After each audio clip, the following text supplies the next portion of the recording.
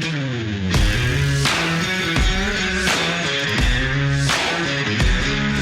well-regulated militia being necessary to the security of a free state, the right of the people to keep and bear arms shall not be infringed. Welcome to another edition of Bearing Arms, Cam and Company. My name is Cam Edwards. I am glad you're with me on the program today. We are going to be talking with Doug Hamlin, the new Executive Vice President of the National Rifle Association. We're going to get to that interview in just a minute. I will tell you that as we were actually talking with Doug, news came down out of Delaware that Hunter Biden found guilty on all three felony gun charges, charged with 3 counts, tied to possession of a firearm while an unlawful user of drugs, lying about his status on the Form 4473. Judge Mary Ellen Noriega has not set a date for sentencing. Biden will, I'm assuming this, but Biden will likely remain free until the sentencing comes down, and there is the possibility of prison time for Hunter Biden. These charges carry a potential 25-year prison sentence. I don't think that's in the cards for Hunter Biden, but a range of, say, 46 to 48 months in prison, I don't think is out of the question. You know, you look at one of these cases that the Supreme Court has been holding on to for a number of months, U.S. versus Daniels. Patrick Darnell Daniels, arrested in Mississippi, had marijuana and firearms in his vehicle. He told officers that he smoked marijuana or used marijuana about 14 days a month. He got 46 years in federal prison. So I think that guideline would certainly be on the table for Hunter Biden, who has now been convicted of possessing firearms as an unlawful user of crack cocaine. But the other interesting aspect of this is now that Hunter Biden's been convicted, his defense can raise a Second Amendment argument on appeal. Judge Mary Ellen Noriega and the Third Circuit Court of Appeals both told Biden's attorney, Abby Lowell, that he could not raise a constitutional challenge to the underlying statutes that Biden was charged with violating at trial. That was something that could be raised only on appeal after either a guilty verdict or a guilty plea. Well, now that the verdict has come down, Hunter Biden can make that Second Amendment argument and is likely to do so as the case moves forward. In fact, I suspect that Biden is, even if he is sentenced, he will probably not be ordered to prison until after his appeals have been exhausted. That is certainly a possibility anyway. So I know that there's been a lot of talk. You know, Joe Biden says he's not going to pardon his son. I don't think Joe Biden needs to worry about that before the election. And after the election, if he wins, he's a lame duck. Right? If he loses, he's even more of a lame duck, and he can do whatever he wants on his way out the door. So I don't hold any stock in Biden saying that he's not going to pardon his son.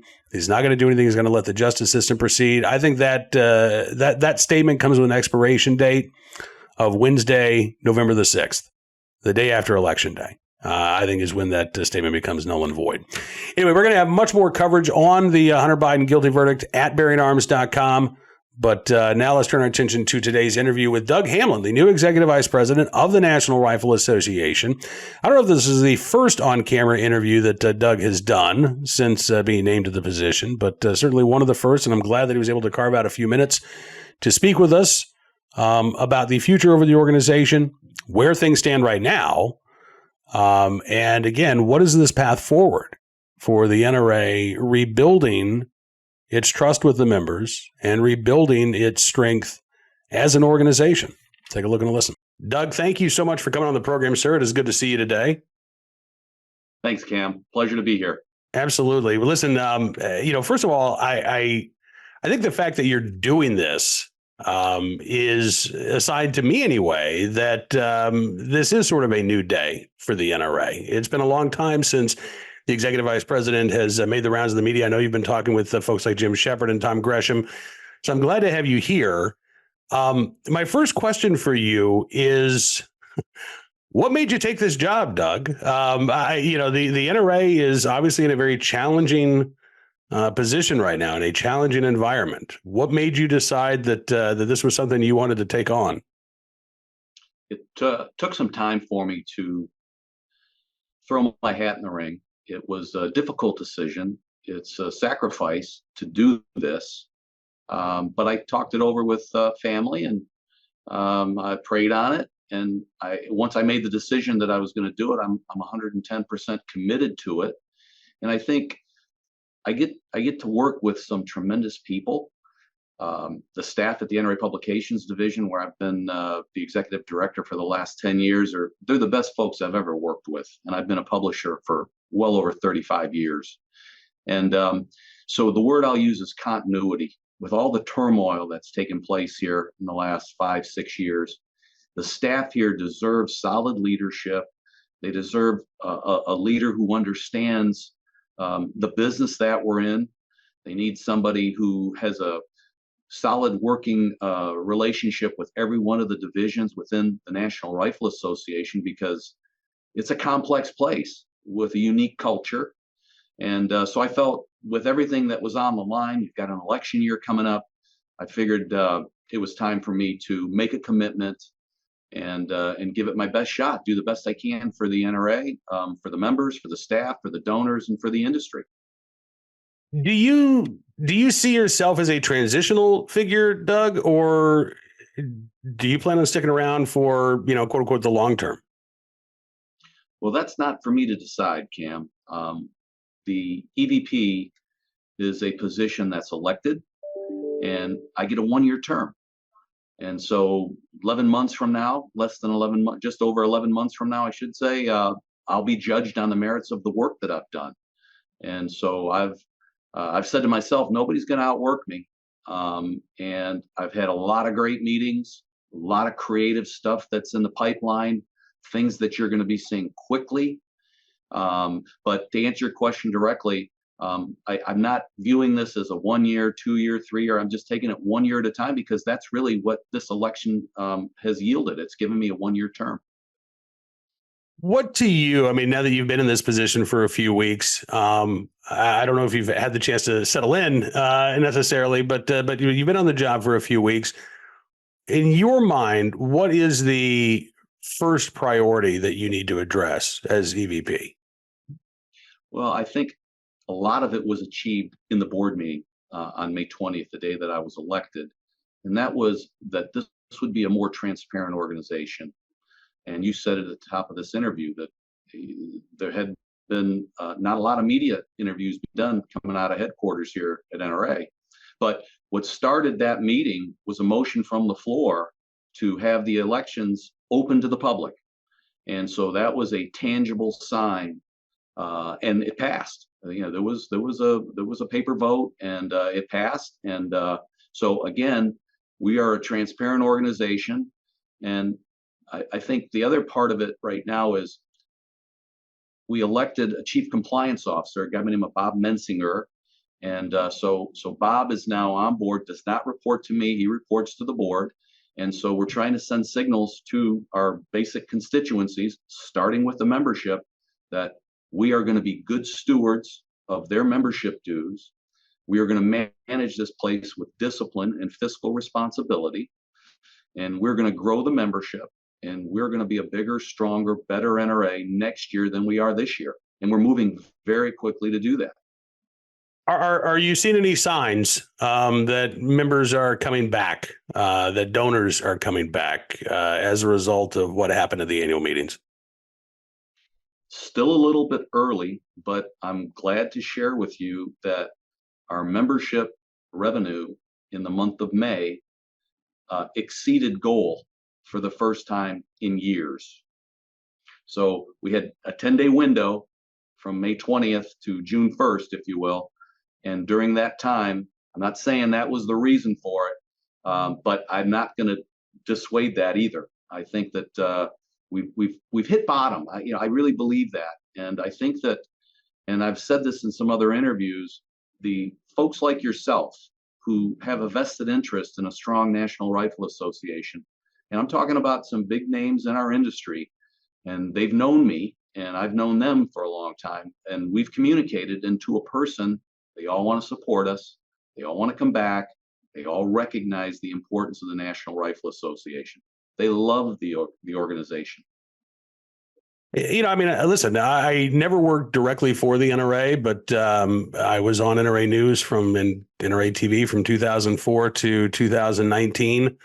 You talk about the strength of the organization being its members, but you also talked about the employees. And I got to say, that was one of the greatest gifts that I received in working for NRA TV and working for NRA News, was getting a chance to, meet some of the staffers and to get to know some of the staffers, whether it's, the folks in NRA ILA Public Affairs or the folks in General Operations, Phil Schreier and Jim Sapika at the Firearms Museum, the Disabled Shooting Sports Program. I mean, there have been some, there are some incredible programs that the NRA has put on over the years, and there are some incredible people who are so dedicated to the mission of the NRA that, I am glad to see that somebody with that organizational experience, that firsthand experience with the staff, is now in your position, that you have that background. And you're right. I think that the Second Amendment community is clearly better off with a strong NRA. And providing that transparency and accountability is a huge component of regaining the trust of those members who have either stopped giving money or they've let their membership lapse. To that end, let me ask you a question, Doug. Who is setting policy for the NRA today? Is it you? Is it Randy Kozik over at ILA? Who decides where the NRA is going to come down on any particular issue at this point in time? Well, as the CEO, those big decisions rest in my hands, but we work very closely with ILA. And coming from the publication side of the business, we covered ILA, and publications division through America's First Freedom magazine would coordinate with ILA some of the feature content and some of the major issues. We cover everything, whether it's the Supreme Court cases or other state or local issues. But in terms of the direction of the organization, I work very carefully with the executive director of advancement and ILA and membership and general operations, and obviously publications as well. So I'm a consensus builder. So I don't view myself as a dictator in any way, shape, or form. People that know me, they know that I'm open to suggestion, and I welcome opinions and diversity of opinion. But when it comes time to make a decision, I'm not afraid to step up and call the shots. I've been doing it my entire career, and I'm comfortable doing that. So to that end, I mean, you talk about consensus. I'm curious, the NRA is, I think, the biggest Second Amendment organization, the biggest civil rights organization when it comes to the right to keep and bear arms. And this is, I've talked about the Second Amendment community as the last big tent political movement in this country. Yes, most gun owners are conservative. Probably most NRA members are conservative, but the right to keep and bear arms exists for all of us. You don't have to look like me, think like me, vote like me. Do you want the NRA to represent every gun owner? Do you want every gun owner to feel welcome within the NRA? Or is the NRA a conservative organization that defends the Second Amendment? How do you see the organization? Yeah, that's a great question. We are a very diverse organization, and we want to welcome every constituency, every law-abiding firearms owner into the family. We want those that we've lost to come back to the family. And I'll tell you a little anecdotal story. We had a board meeting when Mr. Jim Porter was our president in Birmingham, Alabama, and it was at the Civil Rights Museum. And I was a relatively new staffer, maybe year 2, 3 during my time. And so that would have put us around 2015, 16. And we had Dr. Ben Carson was there, and we had a federal judge, a Black woman who was a federal judge. And so she got up and made some remarks, and she talked about her father teaching her how to use a .45 semi-automatic handgun. She said because in the area that she grew up, it was rural. And she said the KKK would come bombing up and down those roads. And her father wanted her to be able to protect herself. That impacted me. It resonated with me. We've launched NRAwomen.com. That was a site that we launched in the spring of 2020. Ann Smith's the editorial director there, and does a fantastic job. So we know how many first-time gun buyers have come into the market. I'm hearing well over 12 million over the last 5 years, but also 30% of that number being women. That's a pretty significant constituency. So my point being, we have a website that we've invested heavily in creating content by women for women. We also have a website called NRA Family.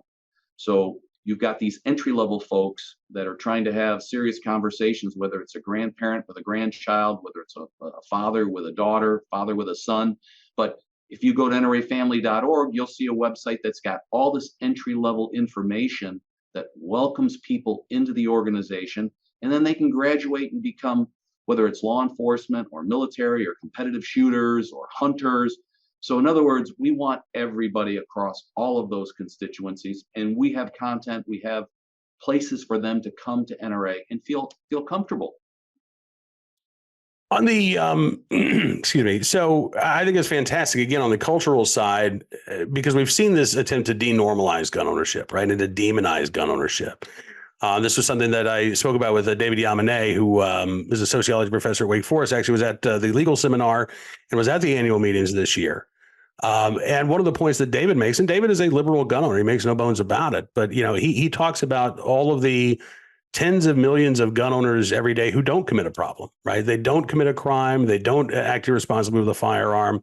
We never hear about those folks because that's not newsworthy, right? People who do the right thing don't generally end up on the nightly news.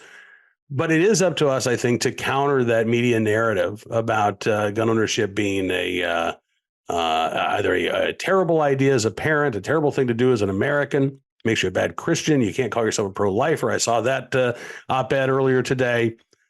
So there is, I think, that need to push back culturally, right? And not necessarily to, whether you like it or not, I think we are in a culture war.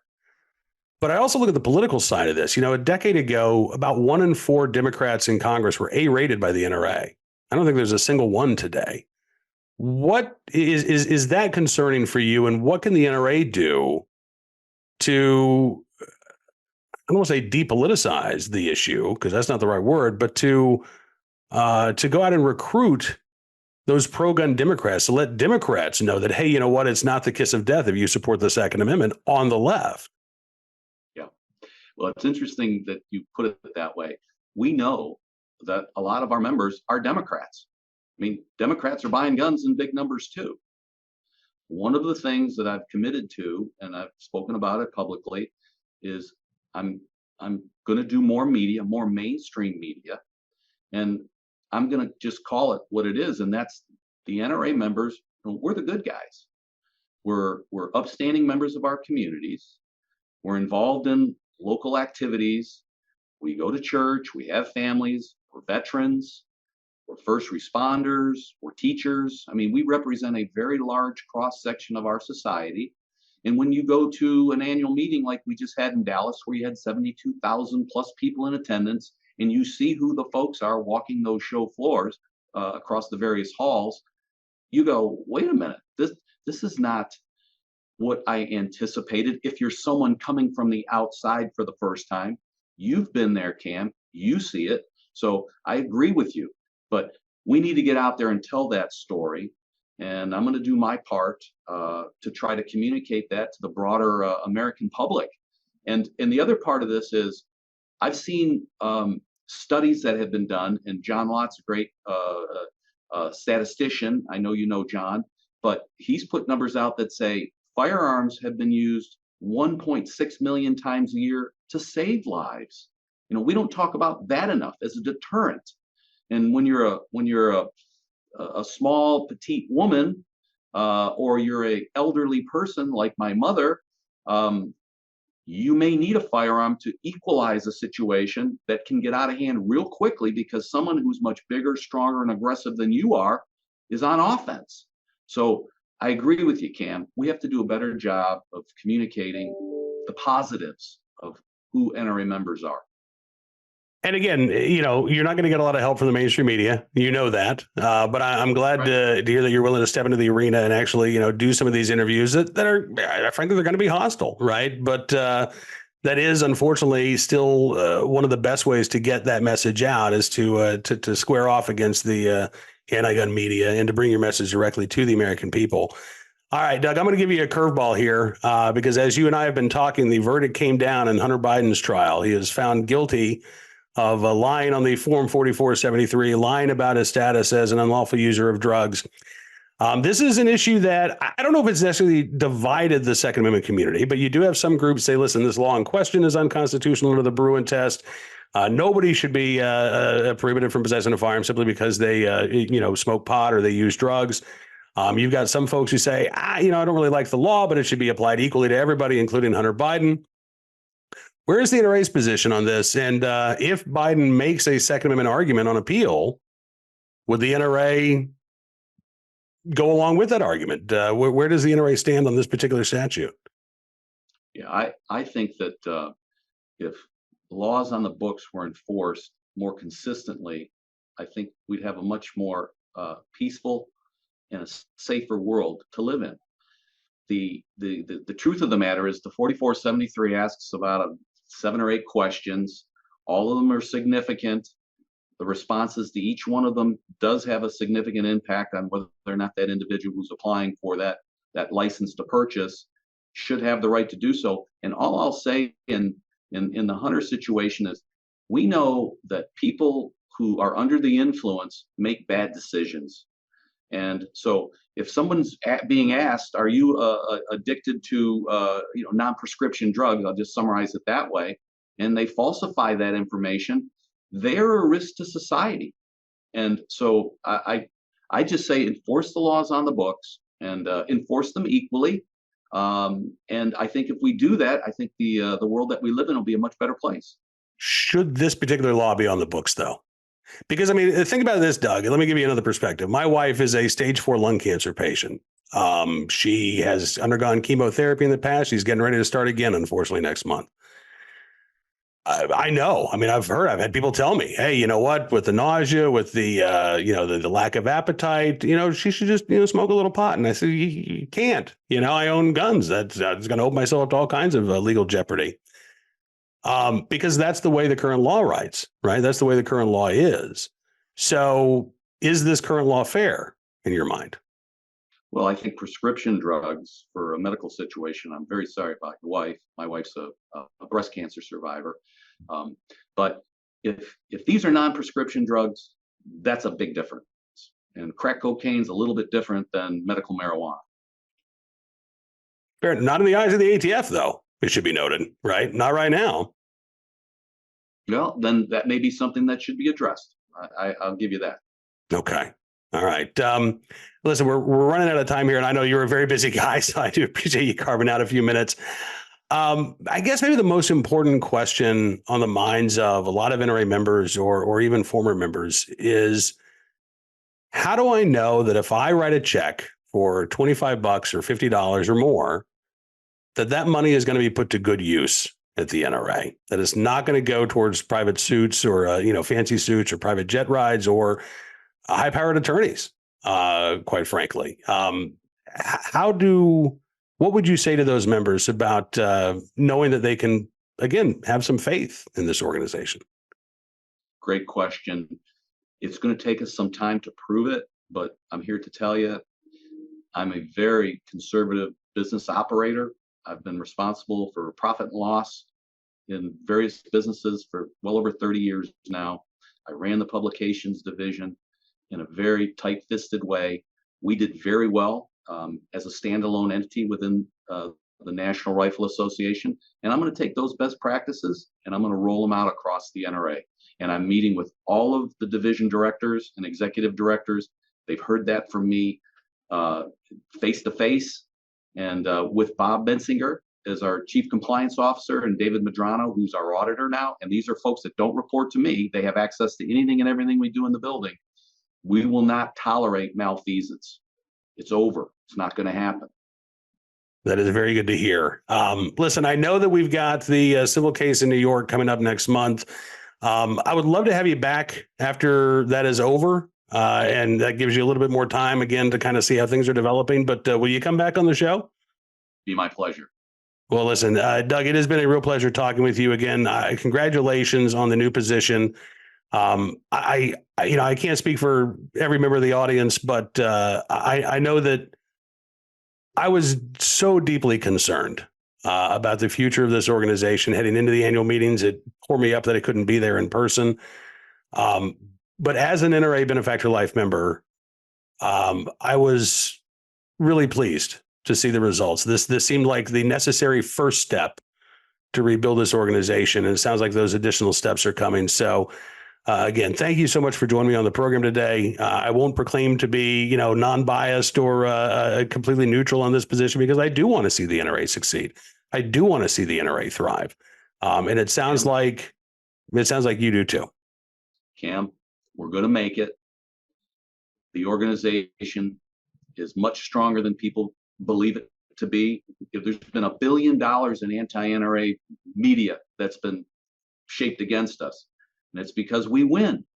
So just understand, we are going to make it, but we need folks like yourself to give us a chance. We want to welcome home those members we've lost, and we want new firearms owners. We want them to come to the NRA family as well. Thank you. Doug Hamlin, Executive Vice President of the National Rifle Association. Thank you, sir, for joining us here on Bearing Arms, Cam and Company. My thanks to Doug for joining us on the program.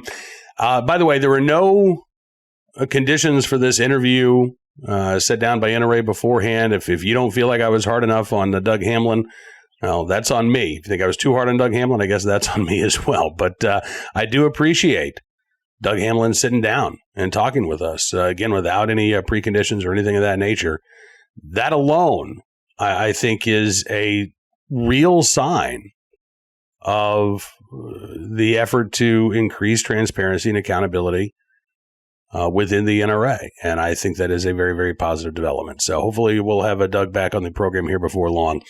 All right, let's turn our attention now. Actually, before we turn our attention to today's Armed Citizen story, our good deed of the day, and our recidivist report, let's talk about this for a second. At the very heart of our democracy lies a principle that we hold sacred: free speech.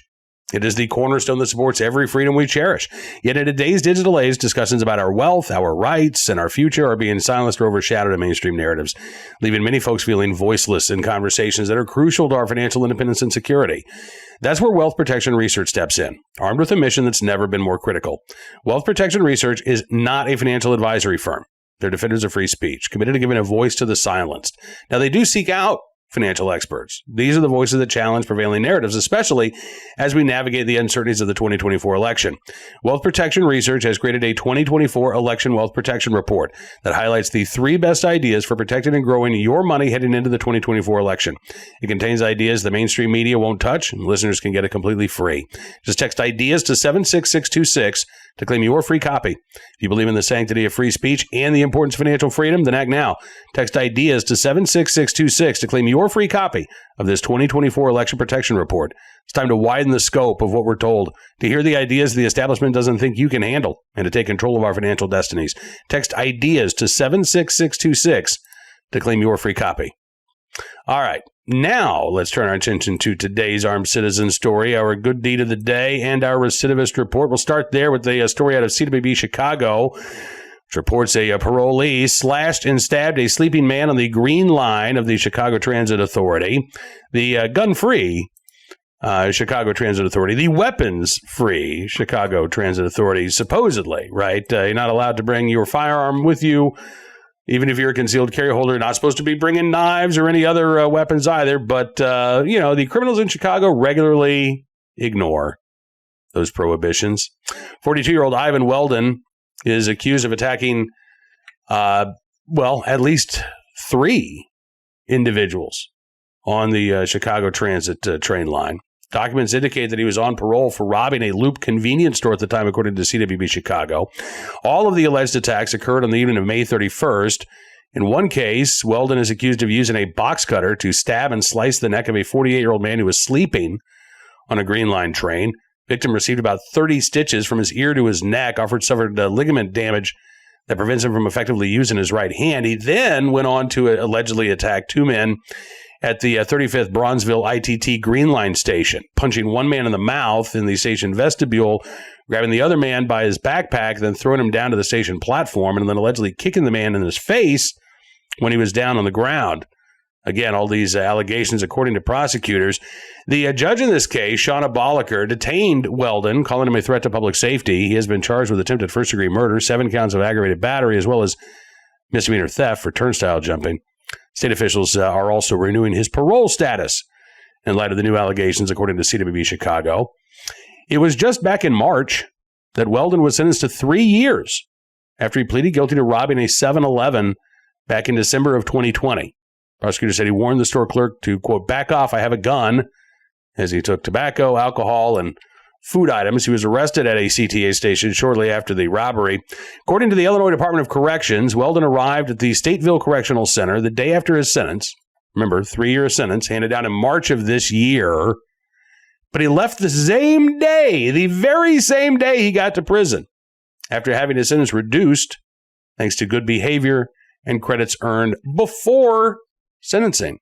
By the way, when that 2020 robbery occurred, CWB Chicago reports that Weldon was on parole for attacking a CTA supervisor, which happened at the Adams Wabash station. So there you go. A guy who can't stay out of trouble and apparently can't stay in prison because that 3-year sentence that was handed down in March ended up being less than a day in the state penitentiary there in Illinois. All right, on to today's armed citizen story from Kentucky, where the Kentucky State Police say they believe a fatal shooting on Saturday was an act of self-defense involving a road rage encounter. I got to say, these stories are so depressing to me. I am so grateful that this individual was able to protect themselves, but for God's sakes, granted, listen, I live in rural Virginia. I don't have to worry about Northern Virginia traffic anymore. The last time I went up to Northern Virginia, it was for my friend Cameron Gray's memorial service, and I remember just how infuriating it was when I sat in traffic for more than an hour to go less than 5 miles. I get it. That is infuriating. I have to deal maybe with an Amish buggy. I slow down for a minute or two. Maybe I get stuck behind a tractor. But for the most part, I don't generally have to deal with the type of traffic and nonsense that folks who live in big cities do. Having said that, even when you are stuck in gridlock, even when somebody in front of you is acting like an ass, as soon as you get out of that car, as soon as you get to your destination, you forget about it, right? Maybe if somebody is just a complete jerk, you sit on it, you stew on it, you tell your spouse at the end of the day, you never believe this jackhole I ran into on the road today. But that's, I think, pretty few and far between, right? Most of the time, no matter how angry we get when we're behind the wheel, it dissipates, it disappears when we get to our destination. So I always try to keep that in mind. Like, this will not matter in an hour. This will not matter in 15 minutes. It's not worth getting upset. It's not worth getting angry about. I wish that more people had that attitude. Unfortunately, not everybody does. And that's why you get cases like this. It was back on June the 8th, just after 7 p.m., Kentucky police got a request to assist in a road rage incident. During the initial investigation, they determined that 2 cars were driving on Interstate 71. They got off at exit 43. At that time, one of the drivers was already on the phone to dispatchers in Carroll County, Kentucky, reporting that the other driver was displaying a firearm. As the 2 cars were then traveling after they got off the interstate, police say the incident escalated and shots were fired. One driver, identified as 63-year-old Daniel Schaus of Carrollton, Kentucky, hit by the gunfire, died from his injuries. Kentucky State Trooper Chad Johnson says the second vehicle passed the first vehicle, at which time we believe the second vehicle brandished a firearm. Investigators said that Schaus had a gun, and they are treating the shooting as a case of self-defense. Johnson said the man who shot Schaus remained at the scene, saying that he was there when law enforcement got there. Law enforcement has been able to interview him and talk to him. He's been cooperative the entire time. So we don't know all of the details, but based on what prosecutors or what the state police are saying, it appears that Mr. Schaus was apparently the initial aggressor. When he tried to pass that second vehicle, displayed a firearm. The driver of that second vehicle, fearing for his life, pulled his own firearm, shot and killed Schaus. We'll keep our eyes open for any further details, but again, as glad as I am that this individual was able to protect himself, what a stupid and needless confrontation. You're driving down the interstate, somebody does something you think is completely egregious.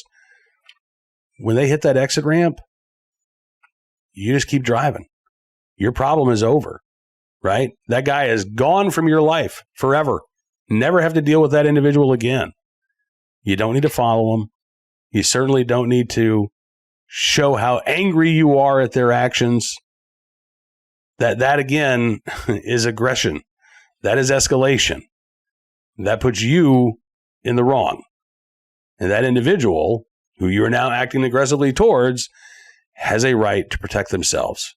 This would have been so much better for everybody involved. And Mr. Strauss had simply continued on to his destination. Let that driver alone. All right.